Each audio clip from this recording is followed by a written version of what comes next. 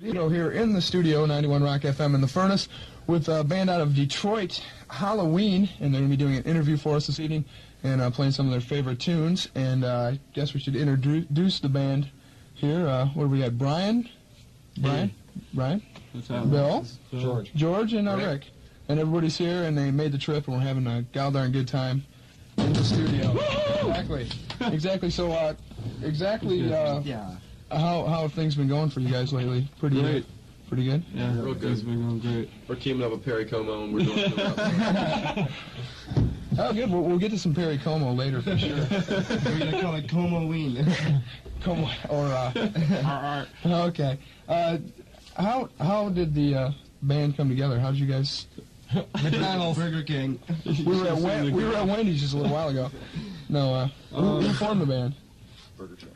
Rick and I were the original members, and we threw all the other puds out. They went to different schools together. The other guys were posers, and we got these guys. And Brian, you said you're from New York. How did you end up in Detroit, of all places? I made the wrong turn. He got married. I made two wrong turns. Yeah. And, okay, so... I'm divorced now, so thank God. Let's not make any mistakes. But I'm still paying Bill alimony. So you guys all got together in Detroit? Is that where you met? Or? Yeah, in a matter of speaking. And then how'd you come up with the concept for Halloween and the heavy metal horror show? And that was the day we got together. We wanted to name the band Halloween in the first place, but there was another person in the band that we won't mention because he's in a rival band that said, no, let's not name it that because the band that he's now with had a song called Halloween, and we were like, well, so what, you know? But we ended up going with the name, I can say this on the air, can I? Just spell it.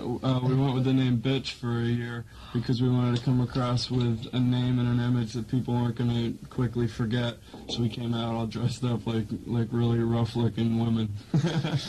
And now the new image is the new image is what we wanted to do in the first place because we've always been influenced by Cooper and Kiss and Black Sabbath and those kind of bands.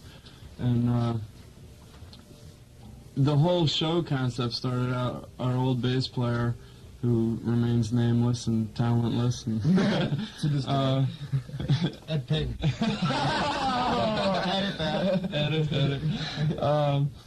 He used to have this thing where he'd bring a skull and set it on his bass amp, and it was like he wouldn't practice unless the skull was there. Like if he forgot it at home, we couldn't rehearse. It was like this thing. And we built it up from this single little skull that he got from Disney World, into this bizarre menagerie that we got now. Just one piece at a time. Everything just kind of fell together. We'd get an idea, or somebody would give us something, to go along with the whole concept and theme of the name. Plus, he'd pick his nose and stuff. So now the show is basically, you guys have just been playing around Detroit, or are you branching out? We've played Toronto. Toronto? And we're going to be branching out. Yeah. We've got gigs coming up in New York, Toledo, Cleveland, Chicago, Cincinnati. Who are you going to be with? Right now there's a promoter in New York that wants to bring us out there to do a show with Anthrax, but while we're in New York, he also wants to have us do, a couple of other shows in the New York area, so that it won't be like we're just driving out there to open for Anthrax. We were going to headline, because we have the album out now and we're getting ready to go in and record our second album, and we were going to headline, but we figured not too many people know who we are in New York, even though I have, friends and family there. If we go in and open for a bigger band, it'll kind of lure people in. Kind of hit them slowly and then come back a second time. So you're working on the new album now, and we're in pre-production. Yeah, and then you're gonna be in the studio when? Soon? Hopefully. We're planning a date now. Hopefully, like in the next month or two. End of February. Yeah. And then when will the release be? How long are you planning for? We're summer? hoping for summer release. Yeah. Okay. At the latest, right before Halloween. Because we'd like to be touring to support that album by Halloween. Yeah. So then you mentioned doing a video along with this and the single and the... Yeah, we're getting ready to do about 3 different videos. We're going to do a couple of cable shows.